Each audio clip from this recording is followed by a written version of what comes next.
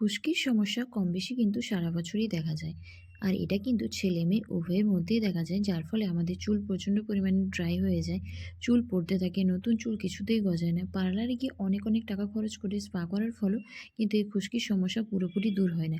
এই খুশকির সমস্যায় বাড়িতে তোমরা টক দইকে কীভাবে কাজে লাগাতে পারবে, এই টক দই দিয়ে বাড়িতে বসে কীভাবে স্পা করবে, সেটাই ভাবলাম আজকে তোমাদের সঙ্গে শেয়ার করি। টক দই খুশকির সমস্যায় কিন্তু ম্যাজিকের মতো কাজ করে।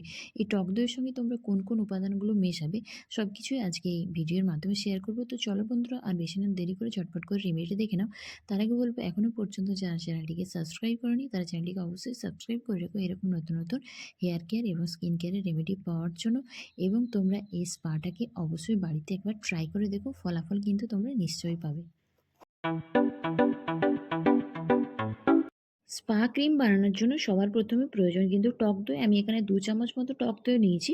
তোমরা তোমাদের চুলের পরিমাণ অনুযায়ী টক দইয়ের পরিমাণটাকেও বাড়িয়ে নিতে পারো। এর সঙ্গে নিচ্ছি আমি 1 চামচ মতো মধু। মধু কিন্তু ত্বকের যত্নের পাশাপাশি চুলের জন্য ভীষণ উপকারী। যাদের চুল প্রচণ্ড পরিমাণে রুক্ষ তাদের চুলের জন্য কিন্তু মধু খুবই উপকারী। মধু নেওয়ার পর এরপর আমি এখানে মেশাচ্ছি অ্যালোভেরা জেল। আমি এখানে বাজারজাত অ্যালোভেরার জেল নিয়েছি। তোমরা যে কোনো অ্যালোভেরা জেল কিংবা বাড়ির যে গাছের অ্যালোভেরা পাতা হয় সেটাকে নিলে কিন্তু আরও বেশি উপকার পাবে। তারপর এই 3টে জিনিসকে খুব ভালোভাবে মিশিয়ে নিই। আমি এখানে ব্যবহার করছি, আমি আমার চুলের জন্য যে হেয়ার অয়েল ব্যবহার করে থাকি। তোমরা তোমাদের পছন্দ মতো যে কোনো হেয়ার অয়েল তোমরা কিন্তু এখানে ব্যবহার করতে পারো। তারপর এই সবকটা উপকরণকে খুব ভালোভাবে মিশিয়ে নিই। আমি এর সঙ্গে মিশিয়ে নিচ্ছি 2টো ভিটামিন ই ক্যাপসুল। আবারও বলছি, তোমাদের চুলের পরিমাণ যদি বেশি হয়ে থাকে তাহলে তোমরা ভিটামিন ই ক্যাপসুল আরেকটা বাড়িয়ে নিও। এরপর সবকটা উপকরণকে খুব ভালোভাবে মিশিয়ে নিলেই তোমাদের কিন্তু হোমমেড স্পা এখানে রেডি হয়ে যাবে। এই রেমেডিটা তোমরা ট্রাই করে দেখো, তোমাদের খুশকির সমস্যা কিন্তু দ্রুত দূর হবে, চুল লম্বা হবে, চুলের মধ্যে একটা উজ্জ্বলতা আসবে। তো চলো বন্ধুরা, এবার কীভাবে তোমরা অ্যাপ্লাই করবে সেটা দেখে নাও।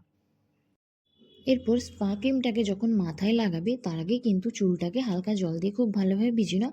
আমি আগের দিন রাত্রি চুলের মধ্যে হালকা করে তেল দিয়ে রেখেছিলাম, তোমরা চাইলে হালকা করে তেলও দিয়ে রাখতে পারো।